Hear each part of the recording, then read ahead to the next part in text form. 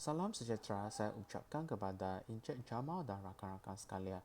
Pada hari ini, saya akan membentangkan tentang insentif guru. Sekarang kita akan tengok definisi insentif. Insentif merupakan sesuatu galakan, pendorong atau perangsang menurut Cheng dan Lai pada 2020. Insentif ini juga merupakan rangsangan yang dibalik dalam bentuk penghargaan supaya pihak yang individu tersebut dapat menyelesaikan kerja dengan lebih cepat dan baik. Jadi ini merupakan sejenis balasan terhadap sesuatu tingkah laku yang baik. Sekarang kita akan tengok tujuan dia.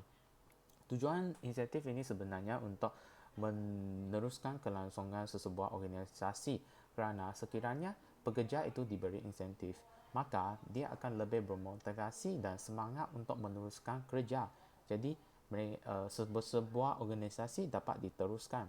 Jadi kesannya individu tersebut lebih bersemangat untuk bekerja dan tahap kesetiaan mereka juga akan semakin tinggi. Jadi terdapat tiga jenis insentif di sini kita dapat tengok. Pertama sekali, insentif kewangan atau kebendaan. Selalunya insentif ini diberi dalam wang atau barang dan di mana ia dapat meningkatkan kualiti kehidupan.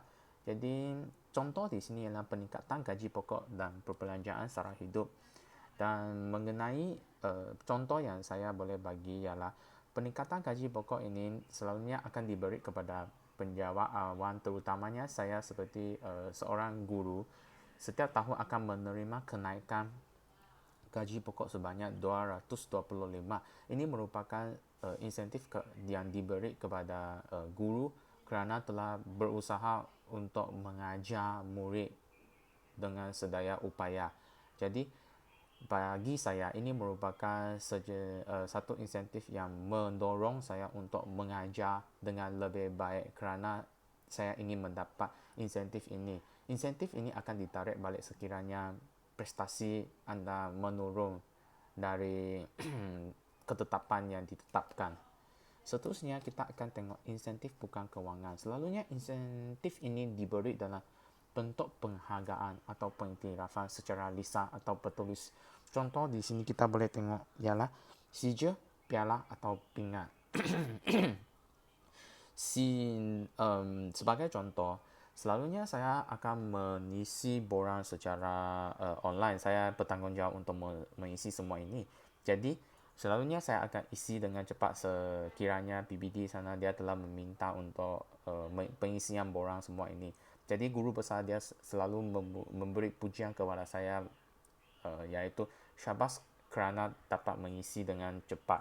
Jadi ini merupakan sejenis insentif secara lisan kerana dia menghargai kerja saya.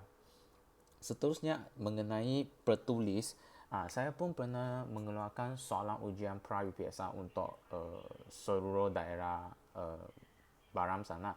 Jadi saya telah menerima sijil yang diakui oleh daerah sana kerana saya telah berjaya mengeluarkan soalan ujian yang baik demi memartabatkan pendidikan di sekitar daerah Baram. Jadi mereka juga telah memberi saya sijil sebagai dan membuat saya bermotivasi lagi untuk mengeluarkan soalan. Dan seterusnya ialah insentif sosial. Selalunya dia datang dalam bentuk kemudahan atau peluang. Insentif sosial ini dia selalunya ialah mendapat peluang untuk melibatkan diri dalam membuat keputusan. Sebagai contoh, kenaikan pangkat. Selalunya guru besar akan menawarkan jawatan penolong kanan kepada individu yang telah memberi banyak sumbangan dalam sekolah. Jadi di sini ini merupakan salah satu jenis insentif sosial yang ingin diberi oleh guru besar kerana dia menghargai prestasi kerja. Dan seterusnya kita akan tengok teori dan model yang saya telah gunakan dalam topik ini. Jadi teori pertama ialah teori harapan biru. Di sini kita akan tengok V-Room dia mengatakan kita akan menilai pilihan yang kita ingin buat, lepas tu membuat keputusan berdasarkan pilihan, dan keputusan ini selalunya membawa kepada personal outcome, iaitu hasil yang diingini. Jadi akhirnya dia akan mengoptimalkan keseronokan dan meminimalkan kesakitan.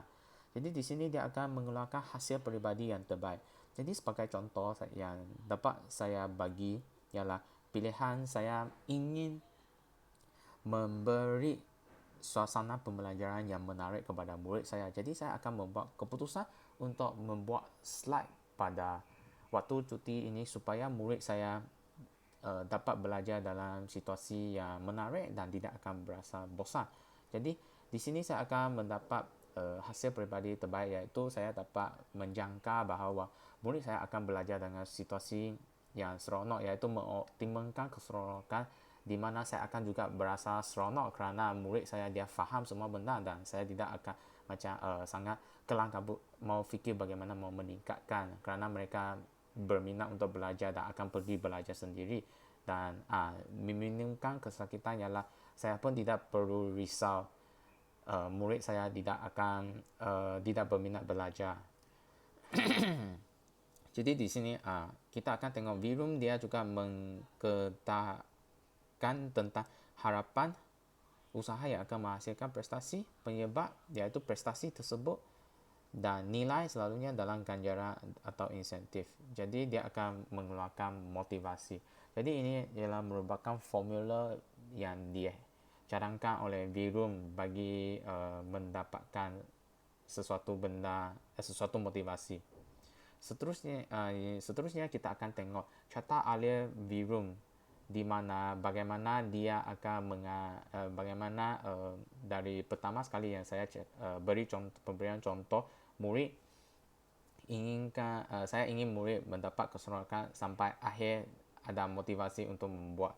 Jadi di tengah ini ganjaran atau insentif yang saya akan terdapat ialah guru besar akan memberi pujian dan memberi markah yang tinggi semasa penilaian PBPPP. Ini ialah merupakan ganjaran yang insentif yang saya akan dapat. Jadi seterusnya kita akan tengok teori pengurusan saintifik Taylor, iaitu dia mengutamakan pengaplikasian sains dalam bidang pengurusan serta membezakan pengurusan daripada eksekutif. Jadi di sini kita akan tengok prinsip-prinsip penting dalam Taylor. Dia menginginkan sains, iaitu tak ada perasaan persendirian semasa membuat kerja dan memberi kerja secara mengikut bakat atau kemahiran seseorang. Sebagai contoh, sekiranya kamu option sains, kalau guru besar suruh kamu pergi ajar BC, BM semua ini, bermaksud dia tidak mengikut kebiasaan guru itu, iaitu guru itu sudah biasa mengajar sains. Jadi tanpa pembelahan dalam sesuatu organisasi itu, dia akan suasana yang harmoni dan rakan sejawat akan kerja sama. Jadi dalam organisasi, Taylor juga ada membincangkan tentang dalam sebuah organisasi bukan seseorang yang buat kerja saja. Semua orang kena bekerja sama dan dia mengutamakan perkembangan potensi maksimum setiap individu supaya output itu adalah pada kadar maksimum dia.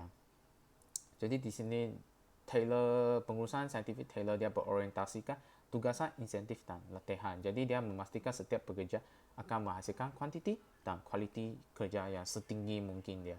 Di sini kita akan bincangkan tentang isu NUTP telah mencadangkan KPM supaya memberi insentif kepada guru yang melanjutkan pelajaran ke master atau PhD.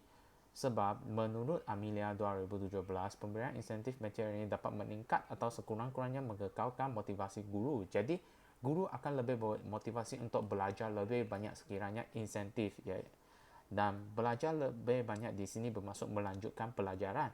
Jadi murid akan menerima manfaat daripada pengajaran gurunya, di mana guru itu akan mempelajari kaedah dan cara penyampaian kandungan semasa melanjutkan pelajaran. Sebagai contoh, sekarang saya telah mengambil kursus pentadbiran pendidikan. Jadi di sini saya dapat kongsikan idea saya atau benda yang saya pelajari semasa menerima kursus ini kepada pihak pentadbir, supaya murid saya dia dapat bermanfaat daripada keputusan yang dibuat oleh pihak pentadbir kemungkinan berdasarkan idea saya atau pengalaman saya. Dan akhir sekali kita akan tengok cabaran di sini, iaitu pertama sekali pemasaran pendidikan. Ini akan menjadikan pendidikan yang menjadi persaingan yang akan menular, kemungkinan akan menular menjadi buruk sekiranya insentif selalu dibagi, sebab pihak pentadbir dia akan menawarkan insentif untuk mendorong guru tersebut untuk mencapai prestasi akademik sekolah yang tinggi tanpa mengira apa jua cara. Ini telah mewujudkan isu politik dalam pendidikan. Jadi mengikut kajian di Spain, terdapat kumpulan guru yang enggan mencampurkan diri dalam isu sebegini sebab mereka berhasrat untuk membatalkan pendidikan dan tidak membenarkan elemen buruk sebegini untuk memusnahkan inisiatif, sebab mereka tidak mahu mereka mengajar demi mengajar. Jadi ini merupakan salah satu cabaran dia. Dan yang kedua ialah pemberian insentif yang setimpal. Insentif kita boleh bagi, tapi jangan bagi terlalu keterlaluan, sebab keterlaluan ini dia akan menjadi membuat guru mengajar demi ujian. Jadi akhirnya murid yang menjadi mangsa juga, sebab persaingan yang tidak sihat sebegini, guru akan memaksa murid itu untuk belajar sebab mereka mahu mencapai KPI mereka juga. Jadi murid yang akhirnya kena berusaha demi prestasi guru dan insentif guru juga. Jadi sampai sini pembentangan saya pada hari ini. Sekian, terima kasih.